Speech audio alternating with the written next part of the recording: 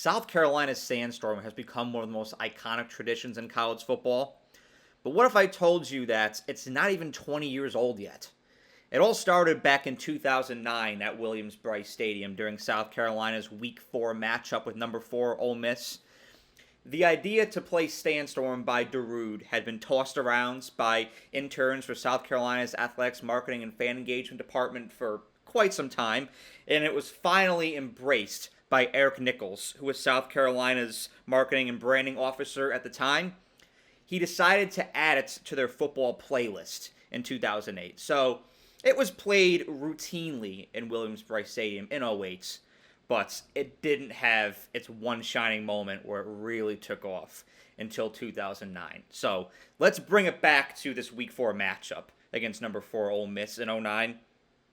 It was 3rd and 12, with South Carolina leading the Rebels 16-10. And the marketing department decided that it was time for a sandstorm. And I could explain what happened, but I'm better off showing you. They tried a little bit of throwing out the old Wild Rebel last year. Didn't quite do it as well as McFadden does. He'd have been 0 for 6 if he'd have tried there. The receiver had outrun his arm. What do you think on 3rd and 12? Yeah, get you 5 or 6. Get manageable, right? Exactly. You don't need the whole thing right now. This is the final drive. This will be your last possession. If you're Ole Miss, you need to get some of this yardage back. You still have one timeout left, but give yourself an opportunity to continue moving the chains.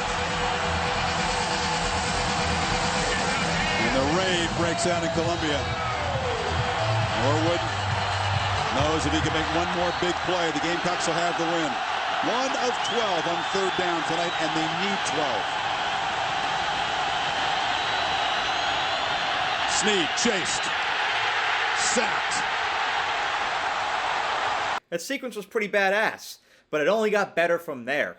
That sack set 4th and 14 for the Rebels, and during another timeout, South Carolina decided that it was time to play Sandstorm once again, and once again, Gamecock fans went ballistic. It was deafening in Williams-Brice Stadium for that 4th down, which resulted in a mental mistake from Ole Miss. They had too many men on the fields, which was a 5-yard penalty, and that set up 4th and 19 for Ole Miss, which is pretty challenging to convert, and needless to say, South Carolina made the stop and sealed the 16-10 victory over Ole Miss. And this was South Carolina's first win over a top 5 opponents in Williams-Brice Stadium in program history. So it's a pretty big milestone, but even more than that, this was a marketing and fan experience breakthrough. An idea that was tossed around by interns who were in tune with pop culture at the time and had a pulse on what would work with their fellow students.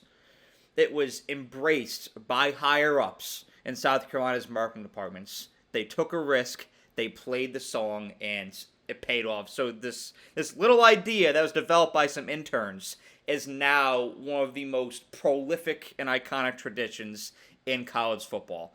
It doesn't get any better than that. That is marketing success 101, and it illustrates the valuable experience that can be gained by interning in athletics while you're a student. I mean, if you're a freshman or a sophomore out there right now, and you're just even mildly contemplating interning in your athletics department, do it. Go for it. Swing for the fences. You never know what opportunities will come your way by making that decision.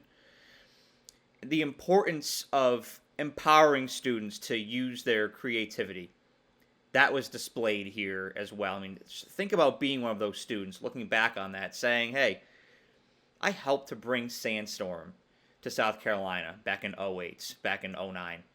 You're going to be able to live with that forever. And those students, I'm sure, gained a confidence boost by coming up with the idea and then witnessing the success that was yielded because of it. I mean, that is massive. That is huge. And this whole story here shows how important it is to encourage students to use their creativity during internships. Because once again, you never know what it can possibly result in. You never know what breakthroughs can result.